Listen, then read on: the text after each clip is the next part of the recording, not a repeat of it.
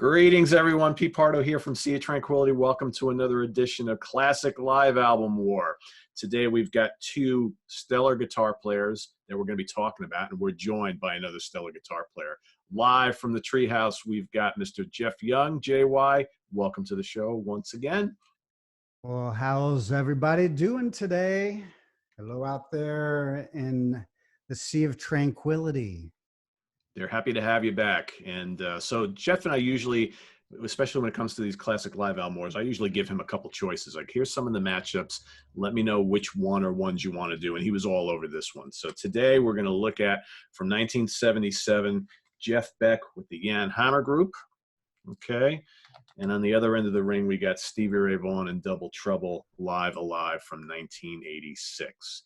So I'm going to let Jeff talk a little bit first. Jeff, which one did you want to talk about here? Either you can pick either one. It doesn't really matter. Or do we just want to have a debate about both of them? So let's go ahead. I'll let you start. I'll just start with the first album that came on my radar. It was actually the first rock fusion album that I ever really got into, aside from Tommy Bolin, right? And when I heard the Jeff Beck live with janhammer and the opening strains of Freeway Jam, and actually that album, I discovered it was sitting on the rack at Dingleberry's, buddy. Of course, it had to be Dingleberry's, right? Of course, Dingleberry's. In Centerville, Ohio. It was right there, and the cover caught me. I mean, Jeff Beck had that cool Nigel Tufnell look, you know? Mm-hmm. And so I grabbed it and I loved it. And then I went back and got into Blow by Blow and Wired. Right. I think they worked really well together. I was coming up still when Blow by Blow and Wired came out. So I have a lot of nostalgia with that album and a lot of memories. So it was great. That's why I jumped on this. It was great to just reminisce and go down memory lane and listen to all those tracks with fresh ears, because I haven't listened to the album in years. Yeah. I think what I like about this album is that it's not, this is the janhammer group and Jeff Beck. So obviously they're playing tunes from both, right? Stuff that Jeff played, stuff that Jeff and Jan played together on Jeff's albums, and some of the Jan stuff. So I think it's just a really good album, but it's just so damn short. It's like 42 minutes or whatever. It's like 2 songs on it. There's 7, but it seems like there's only 2 songs on it, right? You got Freeway Jam, which kicks it all off. You got Earth, Still Our Only Home. Then you got She's a Woman, which I think is incredible on here. Full Moon Boogie, Darkness, Earth in Search of a Sun, Scatterbrain, The Incredible Scatterbrain, and Blue Wind, which Blue Wind is like an incredible tune. So it kind of like kicks off with Freeway Jam and ends with Blue Wind, kind of really nice bookends. But you get done listening to it and you're like, man, where's the rest of it? I'm sure they played a hell of a lot more tunes, when this was recorded, but I think it's really good. Production's good. I just wish it was longer. And they've never released any bonus tracks, remastered. Not that I know of. Yeah, not that I know of. I mean, maybe they have, and I just haven't seen it. But I would have liked to have seen this be a double album. I mean, it just kind of screams that. I mean, you got 2 virtuosos. I mean, here you got janhammer, who is fairly fresh out of the Mahavishnu Orchestra. You got Jeff doing his instrumental thing. It was kind of like a perfect meeting between these 2 guys, and they worked together on Jeff's albums anyway. So, but I dig it. It's a good album. It's kind of like almost in hindsight, going back, and then, like, how is the album set with time and history? Yeah. Yeah, I don't know. I noticed listening with the Stevie Ray Vaughan, it's a little thin, the tone, the production on the low end and low mids on the guitar. Yep. I was like, man, if Jeff could have a thicker tone like Stevie, man, he'd really be. And he has so many great live recordings since this. Yeah, true. Yeah, I would say I would agree with you. I don't think this is Jeff Beck's best live album. I mean, there's been plenty of them, and we talked about before we went on the air. I don't think either one of these 2 albums are either guy's best live album. Vaughan's best album, because I'm partial to the Live at Carnegie Hall Yeah. And In the Beginning, In the beginning is great. It's really raw. Yep. And ferocious. And Yep. I agree with love it. that. It's almost like a demo tape, Yep. kind of a vibe, which is always cool. Yeah, that's what I like about it, though. Yeah. And I think that when this came out in 80, what did I say, 86, 87, this was tracks on this album were taken from all sorts of different shows on tour. This is Stevie Ray Vaughan when he was going through the height of his addictions. And I think when this album first came out, I remember how excited people were when this came out, and folks were like, even myself, when I bought it, I'm like, yeah, it's great tunes on here, but the playing's kind of tame. This is not like the fiery, explosive Stevie Ray Vaughan that I think a lot of people were expecting. But I mean, the track list is awesome. I mean, you got Say What, Pride and Joy, Mary Had a Little Lamb, Superstition is great on here, Cold Shot, Willie the Wimp, Look at Little Sister, Texas Flood is pretty cool on here. I think for me, Voodoo Child is probably one of the highlights here. That's like him, like really like, going nuts on the guitar. Love Struck Baby, Change It. I think, it's got a lot of his more commercial tracks on it. But I think what people were looking for is a little more gutsier playing from him. And I think you got that with those other releases. What year was he breaking big with his first, was Cold Shot really the first thing we heard on radio? Because I got to say, it's not to the extent of, remember when we did the show, Van Morrison, the Rolling Stones? Yeah. the artists that we weren't digging that much in our younger youth, but we've grown to appreciate. Stevie Ray Vaughan was one of those for me when he first came out, because first off, at the time, that's not long after I was out of Megadeth. And at that time, I was really heavy listening to like Vinnie Moore and Tony McAlpine and Alan Holsworth and, Sean Lane and Eric Johnson. And when that came out, I was just like, meh, and Johnny Winter's like my big blues guy. Right. I love Johnny Winter. So I was okay. But then the more I heard, and I really love his playing with David Bowie, and was sorry that I got the bootlegs of the rehearsals when Stevie Ray Vaughan rehearsed with Bowie. And I play those on the radio show sometimes. And I'm really sorry that that didn't happen. I know the rumor is that he didn't want to wear some of the feminized clothes, that costumes that Bowie wanted him to wear. And he said, I'm out. But whatever the true story is, I loved his playing then. Just for the version of Lenny, Carnegie Hall was beautiful. But as I grew older, and then when I started studying with Steve Hunter, and he really showed me Albert King. And what we have here is we got a player who's, Stevie Ray Vaughan's more Hendrix, Albert King influenced. Mm-hmm. And then Jeff Beck is more Tommy Bolin influenced. And along with the UK, that early, like the Eric Clapton, Jimmy Page, the whole Yardbirds. The John Mayall thing, yeah. And that whole sound that they all came out of, all their influences.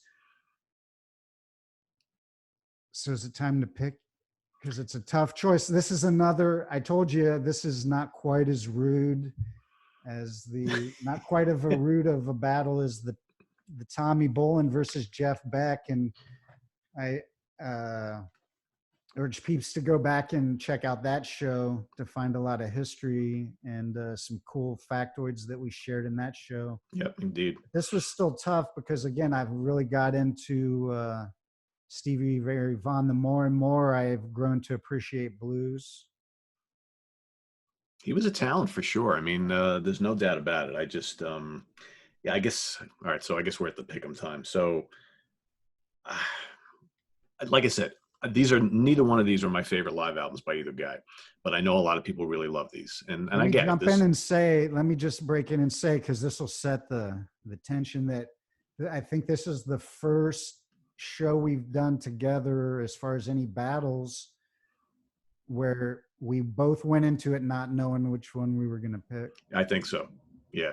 I've had that problem a lot lately. Known exactly. Yes, exactly. 100% which one we were going to go with. And even when I was in the shower this morning, I was listening to both of them. But I think I have a winner. All right, what are you going to go for here? Chicken dinner. Well, I think I'm going to have to go with the Jeff Beck album for the following reasons.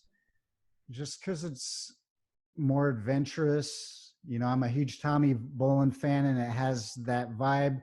I love Janhammer. I just want to give props to another Janhammer. There you go. This one is a beast. It's not a live album battle, but this album is amazing. I like the production on this. It's not really glossy. There's a little bit of a dark graininess to the production. Really cool. And again, the nostalgia with Beck. I love Stevie. I love that. But what I was finding as I was listening to it this morning, the thing that I was really loving the most about the Stevie Ray Vaughan album was the guitar tone. But then I was thinking Carnegie Hall and in the beginning, and even on the Austin City Limits, Stevie Ray Vaughan. So I'm going to go with Jeff Beck. Heading out to the highway. That's the one that if I was going to put something on in the car, or actually would go back and listen to tomorrow, would be the Jeff Beck stuff. And okay, even though production's a little thin, it is. I agree. Yep, I agree. Turn up the bass on your EQ and enjoy the freeway jams, people. That's right. Well, Jeff and I are in agreement today. We don't always agree on everything, but we are today. Yeah, I'm going to go with Jeff Beck and the Janhammer Group. And Jeff's got his Strat. Look at that. There you go. It's English. Well, I got to say, I just wanted to have that when you flash back to me because, I mean, the first day I looked at the album covers. Stevie Ray had this guitar on the cover, but then, yeah, I know. Jeff's got one as well. Guitars, but Jeff's got the Strat. And I just wanted to make a point so they can be in suspense about your decision, that it's interesting. And this was a great battle because even though the music's very different, it's two Strat players, and this is maybe something cool for people to take away. And as they listen to guitar players, there's a different way that you play on a Strat versus a flying V. And like, there's certain players I really listen to because they play a flying V, or because they play a Strat, or because they play a Les Paul. And as you go from each guitar, your style is going to change a little bit, you know? Yeah. And so I think this was a great battle, and both are expert Stratocaster blasters, both masters of that instrument. And so I don't funny think enough, Beck played losers here. Really, they're both. Oh yeah, albums. But I'd say go listen to Carnegie Hall or In the Beginning for Stevie. Yeah, I agree. And maybe live at Ronnie Scott's. Oh, Ronnie Scott's is great. Yeah, that's absolutely great. Yeah, I dig that a lot. I even like the Beck Bogart and A Peace album quite a bit too. But yeah, I'm going with Beck as well. Who? That guy Carmine, you know Carmine, right? Oh, do I? But yeah, Jeff Beck with the Janhammer Group's going to get my pick too. I was going to say, you brought up a good point before about the different types of guitars, and I think Jeff Beck early on played a Les Paul quite a bit, but he graduated to Stratocaster almost full time. I think right around this time, you know, he had the Les Paul. Blow by Blow. Yeah, he played it on. He played them both. On the cover. Yeah, but that's when he was starting to play a lot of Strats. And now, I don't think, when was the last time he picked up a Les Paul? I mean, I haven't seen him with a Les Paul or a guitar pick. That's right. Yeah. And that's the thing. His style, even since that album, he's totally changed it because he doesn't play at the pick. It's all fingers now, like more plucking, and he's developed his whole own unique style that's very, very different. Even than the more Tommy Bolin influenced stuff on Blow by Blow and Wired. So I really love the way Jeff has evolved as a player. And I think he's always constantly pushing the envelope for what he does. And he's made using the tremolo bar on the Strat in doing it in a really unique way. It's almost like become like an extension of his fingers. And One you're of not, the most vocal. yeah, you're not going to do that on a Hendrix. Les Paul, right? So, I mean, I love Les Pauls, but it's like, there's certain players that the Stratocaster just fits them, and he's a perfect example of it. So, all right, well, we're both in agreement on Jeff Beck and the Janhammer group getting the win here today, but what matters is you guys. So in the upper right-hand corner, you're going to see that little white circle with a letter I in it. Click on that. Vote for Stevie Ray Vaughan. Vote for Jeff Beck and Janhammer. The winner will move on to round 3 of our tournament, and we'll see who gets there, right? Is it going to be Jeff Beck? Is it going to be Stevie Ray Vaughan? We'll see, right? Well, in 6 days, we'll stop the counting, and the winner moves on to round 3. So, Mr. JY, thank you so much for joining on this top or classic live. I was going to say top 10 songs. We got too many shows we're doing here. The classic live album wars. We'll be seeing Jeff again real soon on this show, but Jeff's got a lot going on his own right now. So, Jeff, why don't you fill us in a little bit on kind of what's happening in JY's world? Well, if this show is airing as I expect will it air today, on Sunday or Monday? This will air Monday morning. Well, there you have it. Just a little later this morning at 11 a.m. Eastern Standard Time, and whatever time it is wherever you are, I'm dropping my first ever instrumental video. Very excited about it. I found this arrangement. It's a Hendrixy Beatles arrangement of George Harrison's Something that was arranged by Guthrie Govan. And this was back in 2003, right? It's a long so this time is ago. an old, and it's all transcribed in regular, sheet music, and you got to read all the notes and everything. And I spent a year. It's a brutal beast of a piece. You've heard it, Pete, and every measure is different, and nothing repeats. It's like constantly morphing, but it was a beautiful arrangement, and I love the Beatles and Hendrix. And I just decided to record it while I was in Dayton. I recorded the rhythms and solos and a few takes and mixed it in one day. And then we made a video out of it. And it's premiering on my Reverb Nation at 11 a.m. today. And I hope you guys will check it out. I put a lot of love and care into it. It's my first instrumental video I've ever done. And I got a bunch of originals soon in line behind it. If you peruse my YouTube, there's a few teasers from several of those tunes that'll be on my instrumental album. I hope you enjoy my Hendrixy Beatles reimagining or remake.